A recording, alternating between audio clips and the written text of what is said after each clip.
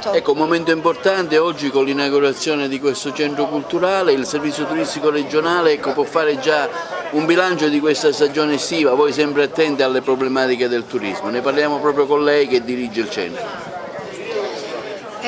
Questo centro è stato aperto tramite un progetto finanziato dall'assessorato all'agricoltura.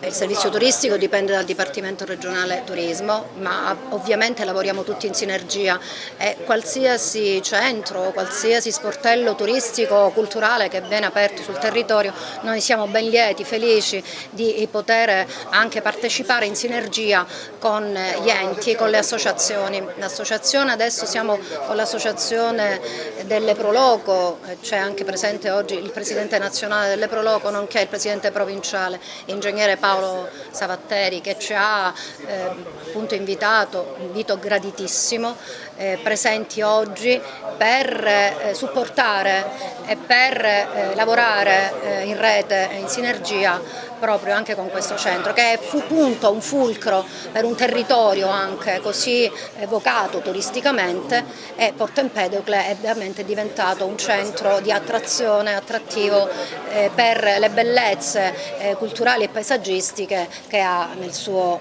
territorio e anche Interland. Che stagione è stata?